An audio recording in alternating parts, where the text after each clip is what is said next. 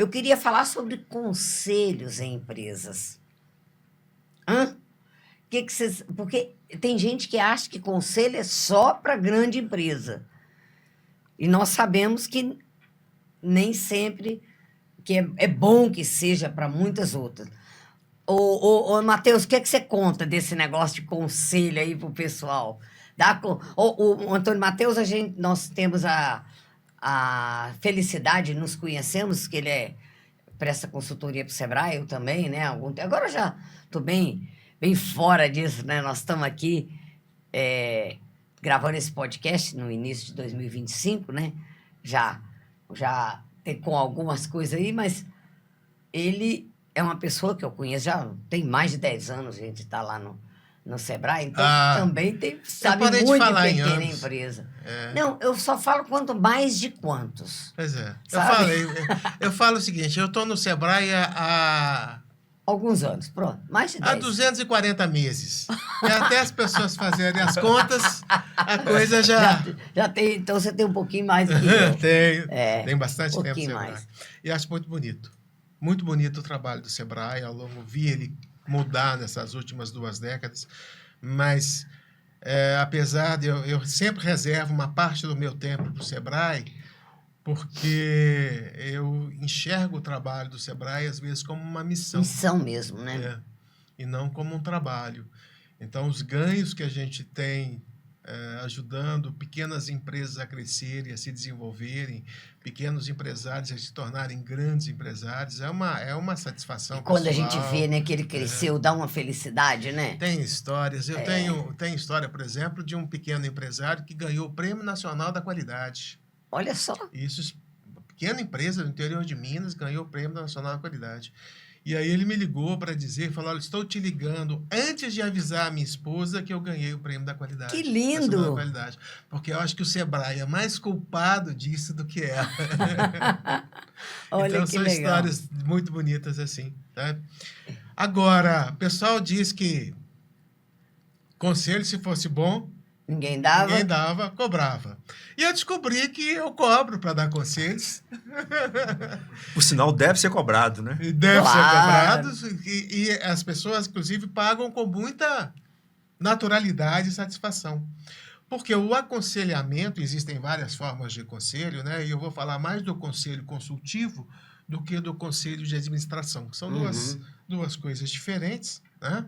Apesar dos dois serem organizações de aconselhamento, mas num certo tipo de empresa o conselho consultivo, conselho de administração é obrigatório e o conselho consultivo não. E o conselho consultivo é que é realmente o meu grande interesse, que é ajudar o empresário a superar aquilo que falávamos antes, né? Superar a solidão do líder. Porque todo líder, ele está solitário no topo. Principalmente quando é empresário, e a maioria das vezes... Principalmente quando é empresário. E a maioria das vezes ele não tem nenhum sócio. Muitos deles estão... Mas mesmo às vezes que ele tenha... Às vezes ele tem um sócio só para falar. Mas a solidão que não significa que a pessoa está sozinho, não. Exatamente. Às vezes ele está solidão com seus sócios, seus diretores, e ele continua tomando a decisão sozinho. Na hora da decisão. Sem ter com quem dividir. Na verdade, o grande problema do empresário é que ele não tem com quem dividir a solidão. Não tem como dividir a decisão. E isso é que traz a solidão. Então, ele vai falar com a mulher, com a esposa, com os filhos. Nem sempre a esposa e os filhos, ou na maioria das vezes, elas não estão no mesmo ramo. Elas não têm o mesmo conhecimento, a mesma formação. Então, ela apoia pessoalmente, mas ela não apoia a decisão da gestão. Ela, às vezes, não consegue entender a decisão da gestão. O sócio também não. Os sócios podem ter interesses diferentes e até conflitantes. Muita gente fala que sociedade é como casamento. Dá certo ou não dá certo.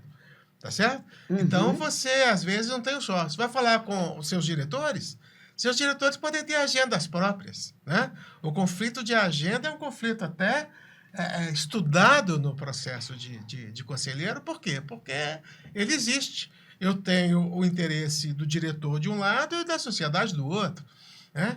Vai falar, então, com quem? Com funcionários? Você vai dividir com funcionários decisões estratégicas? Não tem jeito, é impossível. Isso traz a solidão.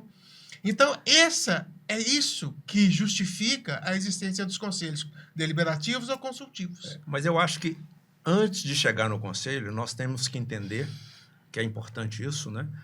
O índice de mortalidade das startups e das pequenas e médias empresas no Brasil, que é alarmante.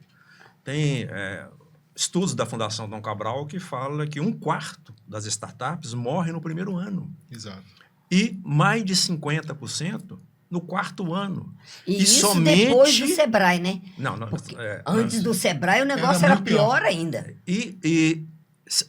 Somente 60% chegam, somente 25% passam de 13 anos. Quando você vai na pequena empresa, é um pouco semelhante. 50%, 50,6% morre nos primeiros 3 anos e 63% nos primeiros 5 anos. Por que isso?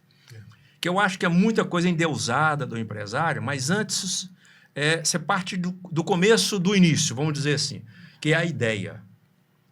Então é importante, a ideia é uma oportunidade que o empresário viu de um negócio. Opa, tive uma ideia de fazer isso. O grande pulo está entre transformar a ideia em visão, que é a maior dificuldade. As startups têm até um modelo de ideação, que é a primeira fase da startup, que ela ajuda a fazer isso. Mas o que é a ideia? A ideia é algo abstrato, é um conceito, é uma oportunidade. A visão já é diferente, já vai no concreto. Mas depois que ele tem a visão, aí ele tem que ter a estratégia. Aí ele faz a estratégia do... eu tenho isso aqui, eu quero isso aqui, eu quero chegar naquilo ali. Aí para a estratégia funcionar, ele tem que montar a empresa. Aí vem a gestão. E aí, que às vezes ele não tem... Aí o mais importante está aí, na hora que ele monta a empresa, ele tem que montar a empresa, a constituição da empresa é para execução da estratégia. E muitas vezes ele monta a empresa... Sem ter a estratégia em mãos e pior ainda, trazer um sócio inadequado, trazer um amigo inadequado, um colega de escola que depois vira um problema. Um parente. Eu falo muito. Só depois da gestão é que vem a governança.